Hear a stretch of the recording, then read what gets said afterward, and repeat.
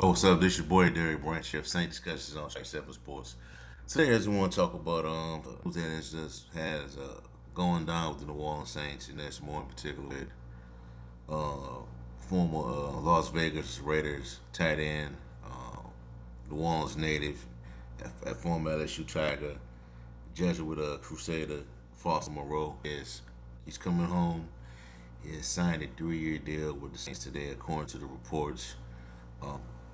Deals for 3 years, 12 million. 12 3 year deal into Adam Schefter. The contract, the guarantees 8 million fully guaranteed with an additional 3 million in the incentives for Foster Moreau. So huge pickup for the Saints. Um, it's been talking time now about him possibly joining the team. A few months ago, he met with and nothing really came during that time, but there was, some talk of him signing with the team, but he got the unfortunate news.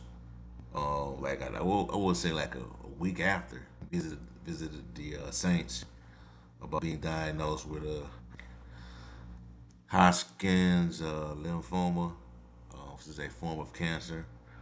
But I'm not a medical doctor, a medical professional, anything like that. But I've heard it's very treatable.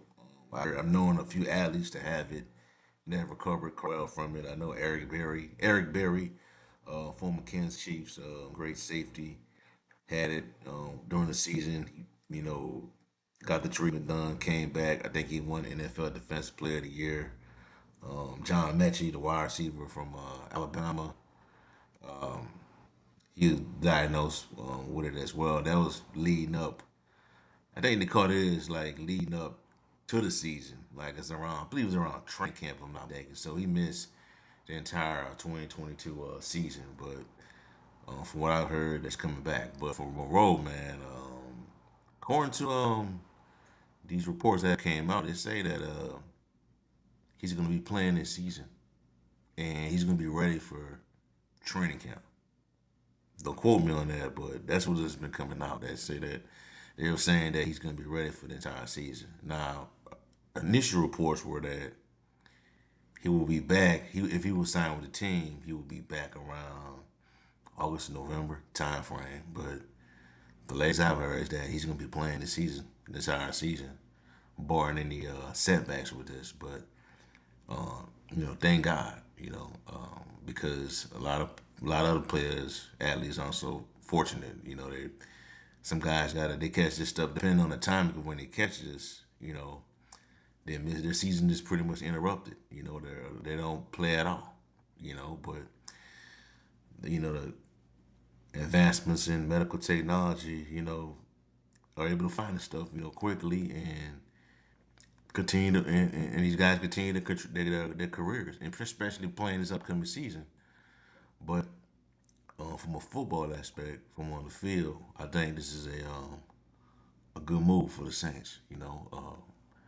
Gives them that. I think he's an upgrade over Adam Troutman, who traded from asked to be demanded to be traded from the Saints, who went to the Denver Broncos, who was an efficient blocker in the run game and the pass game, but receiving skills, him as a what they projected him out to be, it never came about. But I'm glad that the Saints, were able to get this done, and I think for this season, for the next, I would say the next 2 to 3 seasons, your tight end room is squared away. It's squared away, in my opinion. And I think Moreau could be more than just a blocker. He can be more than just a blocker in a running game and set things up for backs like Kendrick Miller and Jamal Williams and things like that. He can do more than that, in my opinion. I think he can do a lot more. As he could be the Saints. I think the Saints could properly run the two tight end set with Foster Moreau and Jawan Johnson on the field. That's just that's just my opinion. I think he can be more efficient than Josh Hill was. Josh Hill had average. I would say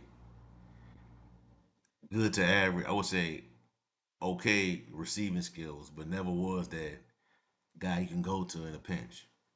Now he would pick up some first downs here and there, but he wasn't that guy that you would call upon most of the time. And that's in those situations. But he was a really good blocker.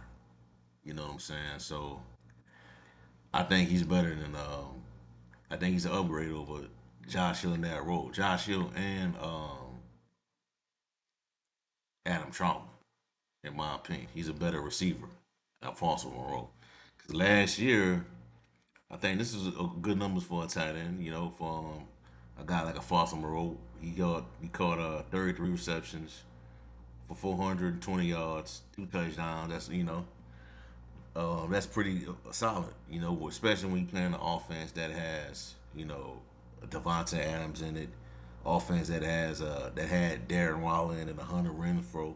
A lot of footballs to go around. You know what I'm saying? But I think this was a good pickup for him, and I think he can be better. He can be a lot better than what he was with the Las Vegas Raiders. And Derek Carr, his history with tight ends. So I like the move for the Saints. This is a good move. One less issue you don't have to worry about going into training camp. The training camp, you don't have to worry about going out there and spending more money than you should on somebody, or giving up assets to trade for somebody like a Noah Fant, who's going to be a free agent this after this season. So kudos to the Saints on making this happen. So, well, excited. All right, moving right along. Say what it is. I know you guys have been hearing a lot lately about the Saints being having one of the easiest schedules for this upcoming 2023 season. So, first thing I want to talk about, there was some report that came out from a German newspaper about the Saints playing the New England Patriots overseas in Frankfurt, Germany. So as of today, those were false. So the Saints will be playing New England, be playing the Patriots at Gillette Field, which is in Foster Moreau, Massachusetts. That will be a road game for the Saints, and the Patriots will be playing the Indianapolis Colts in Frankfurt, Germany, and not the Saints. So they cancel those plans for going overseas for the straight year if you're a Saints fan. But I got this article pulled up from SportingNews.com that talks about the Saints being recognized among the Bears and the Falcons as having one of the least difficult outlooks for this upcoming season. So I'm just going to read a little excerpt from it, from based on what they wrote about the Saints in this piece. It shouldn't surprise anyone to see an NFC South team perch atop this list. The NFC is considered the weaker of the two conferences ahead of the 2023 season, and the NFC South is likely to be the worst division in the NFL. In fact, the Saints are the only team playing in the division projected to have a winning record. As such, it's only natural that the Saints have the easiest division schedule of any team in the NFL, as they get to play the Buccaneers and Panthers twice each. That said, the Saints also have a favorable looking interdivision. They get to face two two teams from the AFC South, the Colts and Texans, expected to be weaker in 2023 as they break in rookie quarterbacks, and another in the Titans that has lost a lot of talent on both sides of the ball. All three of those contests are certainly winnable. So too is the Saints' home games against the Bears. While Chicago features to be better in 2023, they still have a young quarterback in Justin Fields and are in the process of rebuilding their offensive line. The Saints have plenty of veterans who will give them the edge in that contest. All right, man. I'll just look at. I'm gonna just stop it from there. Um, while that may be true, what is they still got to go out there and produce, because in my last year, the Saints had a lot of winnable games.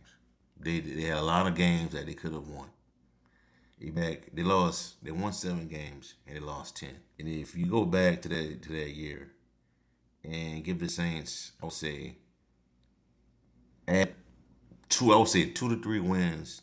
Wins that they had. Excuse me. That 7 wins that they had last season. The Saints would have won the NFC South. They would have won the NFC South. You know, and see them on the field, you don't know which team you expect that is expected to be bad could become good, and teams that are good that you could be bad this season. And I'm not trying to sound negative or anything like that, but it happened. These are right here according to the schedule of from FBS. These are the same. Now, tomorrow we get dates and times of where these games are going to be played, but these are all the ones right here, all of them. Oh, you don't know which team could rise up from being worst to first. This could be an issue. We all know. I'm not trying to be deadbeat or anything like that, be negative and all that, but it sounds cliche-ish when I say this, but we know that the Saints struggle with rookies in the past. That's a known fact. A Dennis Allen defense has struggled with rookie quarterbacks. And shoot, the Falcons got a young QB. He's not a rookie, but he's the point. Carolina got a young QB, a rookie QB. I mean, you can honestly say Green Bay has a rookie QB. He's been in the league 3 years. He's never gotten on the field. This is his first time really getting on the field for entire 17 games. You know what I'm saying? So you got Jordan Love, um, C.J. Stroud, probably gonna be facing Anthony Richardson or the Minshew, Tampa Bay, Baker Mayfield, Chicago. That Chicago game could go either way, man. That's a 50-50 matchup in my opinion. Detroit. This could be the toughest part of the schedule right here. You face teams like Detroit, Jacksonville, Chicago, Tennessee should be an easy dub, but we'll see. Tampa Bay, you should sweep Tampa Bay this season. You should sweep the Rams. The Rams, they could go. That game could go either way. Um, England, same as well. Game go either way. The Giants could be an interesting matchup. Other than that, man, it's a lot of you playing against a lot of young and inexperienced quarterbacks on the schedule. You know what I'm saying? Minnesota's a game to watch out for. You know what I'm saying? Detroit, like I said, Jacksonville, but everything else, man, should be W's. I know they're gonna have a few games in here where the Saints could get tripped up at. There's always one or two that it happens. It could catch them off guard. Off guard. You know what I'm saying? But this I'm not. I usually wait. Well, I do. I am gonna wait, but I usually put up my season preview on the Strike Seven Sports website on what the Saints are gonna do for the upcoming season. And right now, just estimate a way too early estimate of how from a record standpoint. I think this is a 10-win ball club, man. 10 to 11 win ball club right now, based on the schedule, man. Based on the schedule and based on these rosters, how these rosters are configured right now. I see Minnesota being an issue at home. They go to Minnesota this year. They could possibly split with Atlanta or Carolina. I think Atlanta's gonna be really good. I think so. I think they're the second best team in the division right now, in my opinion. Chicago, Chicago, some could shake with Chicago. Detroit's gonna definitely be a huge game. Jacksonville as well. So we just gotta see everything play out, man. But I wouldn't think too much into what people have been saying about the Saints having this easy schedule because we all know that the Saints the Saints have been known lately to not live up to expectations. And last year, I would say it again, despite all the injuries, the Saints could have won a lot of games. They could have won at least 9 games, 9 or 10 games last year. That would have gotten them the division title and on to the playoffs. So I won't give my hopes up, But we just got they gotta put it all together on the field. So we'll see. But the official schedule comes out tomorrow. Expect some leaks to come out by known Saints reporters of they play first and all that. So be on the lookout for that. If not, if you don't want to hear that, just don't go to Twitter tomorrow. I would say don't go to Twitter tomorrow throughout the day. Turn off all your notifications if you don't want to hear nothing being leaked. Just wait till the show come out on I think ESPN. They release all when the official start times and dates of when these games will be played. So be on the lookout for it. All right, that's all I have for y'all for right now, man. Give me a like, comment, subscribe to the channel. Let me know how you feel.